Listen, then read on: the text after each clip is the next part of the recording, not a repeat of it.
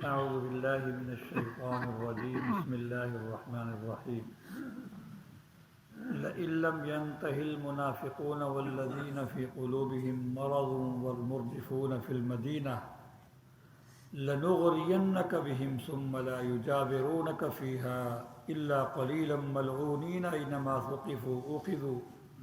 وقتلوا تقتيلا سنة الله في الذين خلوا من قبل وَلَن تَجِدَ لِسُنَّةِ اللَّهِ تَبْدِيلًا۔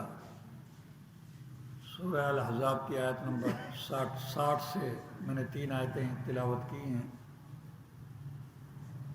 یہود مدینہ اور منافقین جو اس وقت موجود تھے، ان کے اندر ایک اور بیماری یہ تھی افواہ سازی کی، افواہیں بنا کر پھر اس کو پھیلا دینا تاکہ مسلمانوں میں پریشانی ہو جائے، مسلمان کمزور ہو جائیں۔ ایسی باتیں کرتے تھے، جب کبھی لشکر کے ساتھ جاتے تھے تو یہ یہود اور یہ منافقین جو ہیں ایسی باتیں کرتے تھے جس سے مسلمانوں کے دلوں میں رعب پیدا ہو جائے، مسلمان مرعوب ہو جائیں، اور شکست کی خبریں پھیلاتے تھے اور بیٹھے بیٹھے ایسے کہہ رہے تھے دشمن آ گیا، دشمن آ گیا۔ مقصد یہ تھا کہ مسلمانوں کو پریشان رکھا جائے۔ اس آیت کے اندر اسی کا تذکرہ ہے، فرماتے ہیں لئن لم ينتہ المنافقون، اگر یہ لوگ، یہ منافق باز نہ آئے، والذین فی قلوبہم مرض، اور وہ لوگ جن کے دلوں میں بیماری اور روگ ہے، اگر یہ اپنی اس حرکت سے باز نہ آئے، اور وہ لوگ جو مدینہ کے اندر افواہیں پھیلاتے ہیں، اگر یہ لوگ باز نہ آئے، لنغرینک بہم، تو اے محمد صلی اللہ علیہ وسلم ہم آپ کو ان کے خلاف کھڑا کر دیں گے، ہم آپ کو ان پر مسلط کر دیں گے۔ پھر ایسا مسلط کریں گے کہ آپ کا سلوک ان کے ساتھ وہ ہوگا جو دشمن کے ساتھ ہوتا ہے، کیونکہ ابھی تو معاہدہ تھا آپس میں، میثاق مدینہ، یہود مدینہ کے ساتھ معاہدہ تھا، لیکن وہ معاہدے کی پاسداری نہیں کرتے تھے، آئے روز سازشیں کرتے رہتے تھے مسلمانوں کو کمزور کرنے کے لیے، اسلام کو کمزور کرنے کے لیے۔ تو اگر یہ لوگ اپنی اس حرکت سے باز نہ آئے تو ہم ضرور ضرور آپ کو ان کے خلاف جو ہے وہ کھڑا کریں گے، بھڑکائیں گے، اور آپ کا ان کے ساتھ جو سلوک ہوگا پھر وہ دشمنوں والا ہوگا۔ ثم لا یجاورونک فیہا الا قلیلا، پھر یہ لوگ، یہ منافق اور یہود مدینہ، یہ مدینہ کے اندر تمہارے پاس رہ ہی نہیں سکیں گے،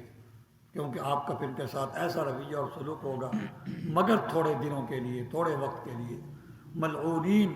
ہر وقت ان پر اللہ کی پھٹکار ہے، ان پر اللہ کی پھٹکار ہے، جتنا عرصہ یہ رہیں گے ان پر اللہ کی پھٹکار ہی رہے گی۔ اینما ثقفوا اخذوا،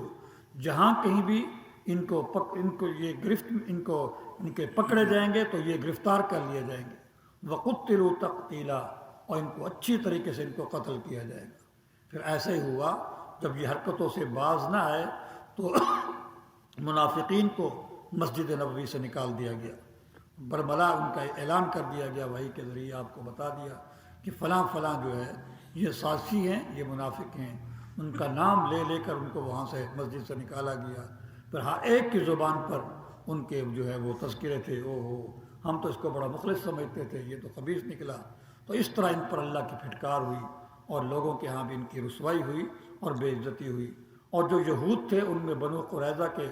جو مرد، بالغ مرد تھے، ان کو قتل کر دیا گیا، اور جو عورتیں اور بچے تھے ان کو جو ہے وہ قیدی بنا لیا گیا، اور بنو نذیر کو مدینہ منورہ سے جلا وطن کر دیا گیا۔ تو یہ اغراء اور یہ اخراج اور یہ قتل، بعض مفسرین فرماتے ہیں کہ یہ ہوا ہے کیونکہ یہ حرکتوں سے باز نہیں آتے تھے، تو کسی کو جلا وطن کیا گیا جیسے بنو نذیر کو، اور کسی کو قتل کر دیا گیا جیسے بنو قریظہ کے بالغ مردوں کو، اور کسی کو قیدی بنا لیا گیا، اور کسی کو ویسے ہی مسجد نبوی سے نکال کر ان کو رسوا کر دیا گیا۔ سنت اللہ فی الذین خلوا من قبل، یہ اللہ کا دستور ہے، اللہ کا طریقہ ہے ان لوگوں کے بارے میں جو ان سے پہلے گزر چکے ہیں۔ شروع سے اللہ کا یہ دستور ہے کہ جو اپنی سازشوں سے باز نہیں آتے